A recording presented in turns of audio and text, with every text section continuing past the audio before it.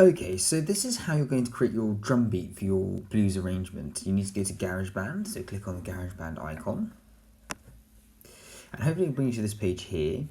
And at the top of the screen, you will see a plus button or a cross.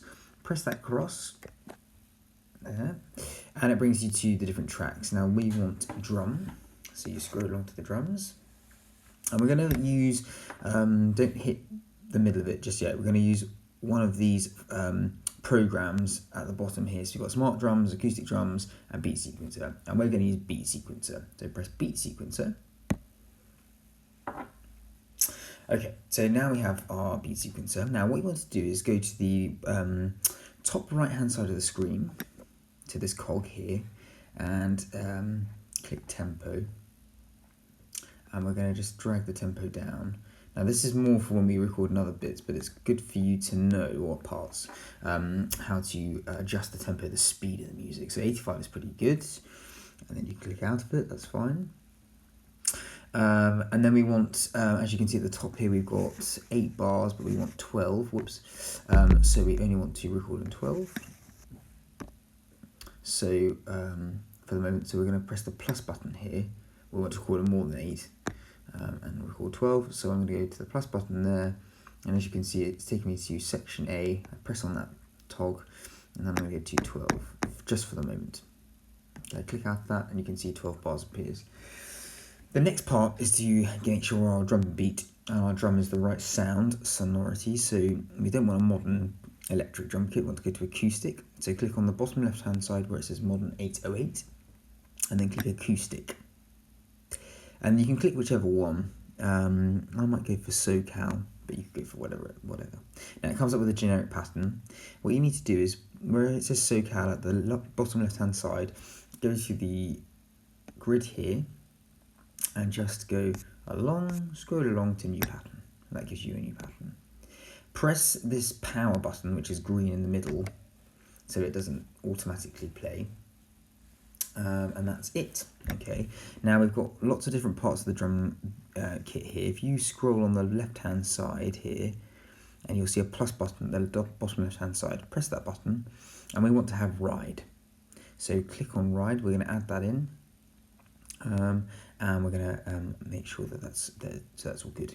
So this is the part now where I'm going to stop recording my voice, and I want you just to follow along with what I'm doing on the screen. So your teacher will stop the recording at various points, but I'm going to now input the different beats that I'll need to have on the different parts of my drum. So follow me.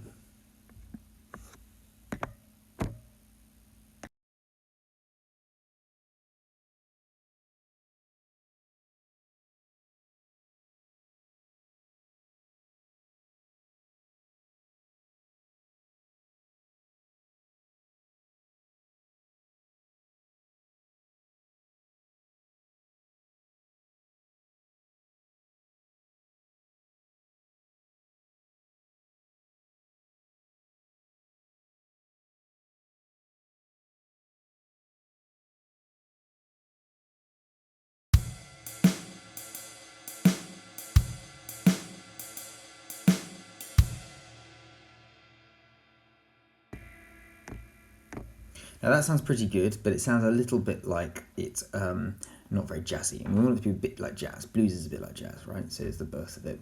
So we want to go to the top right hand side. Okay, make sure everything's looking good, which it is, which is great. And we just want to check on the bottom there.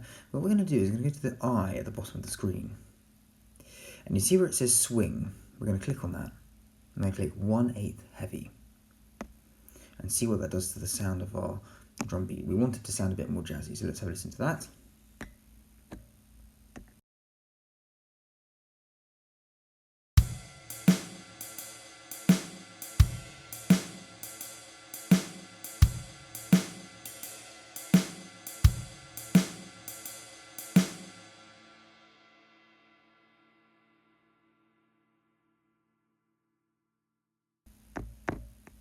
Now that sounds pretty good. We can speed that up.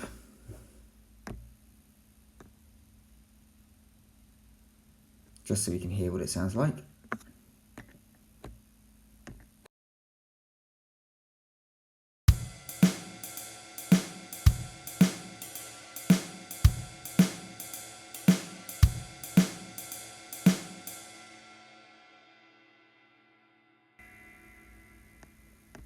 And that is it in a nutshell.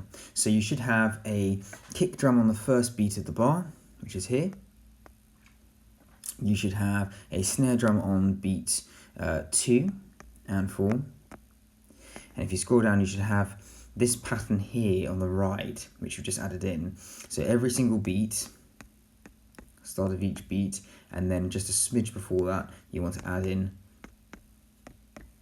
a beat as well.